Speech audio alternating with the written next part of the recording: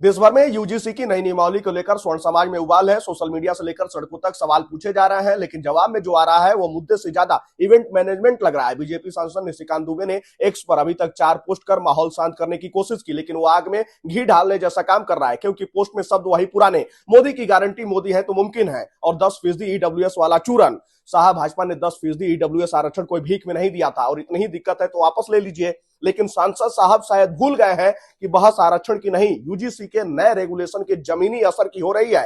निशिकांत दुबे लिखते हैं कि संविधान के अनुच्छेद 14 और 15 के अनुसार एससी, एसटी, ओबीसी और सामान्य वर्ग में कोई फर्क नहीं है। 10% आरक्षण केवल मोदी जी के कारण मिला। 1990 के बाद न्याय केवल मोदी जी ने दिया। इंतजार कीजिए, यूजीसी की भ्रांतियां भी खत्म होगी। हाँ, मोदी जी के आने के बाद ही तो सारे स्वर्ण समाज के युवाओं को नौकरी भी मिलनी शुरू हो गई।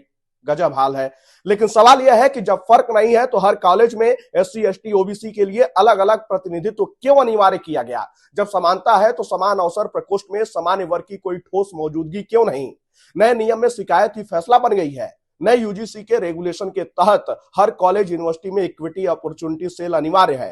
यूनिवर्सिटी स्तर पर equity committee, SC, ST, OBC, महिला और दिव्यांग वर्ग की अनिवार्य मौजूदगी। हर 6 महीने में रिपोर्ट सीधे यूजीसी को देना होगा। कागज पर यह न्याय है, लेकिन जमीन पर सवाल गंभीर है। अगर शिकायत झूठी निकली तो क्या होगा? आरोप लगते ही क्या सामान्य छात्र या शिक्षक दोषी मान लिया जाएगा?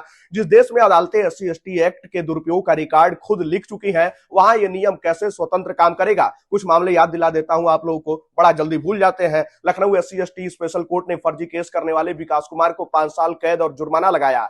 जमीन विवाद में झूठी एफआईआर, जांच में पूरा मामला मनगढ़ंत निकला। शकुंतला देवी केस 3 साल की सजा, सरकारी मुआवजे की वसूली। विष्णु तिवारी केस ललितपुर वाला फर्जी केस, बेगुनाही साबित और लेकिन 20 साल जेल में सड़ाया गया।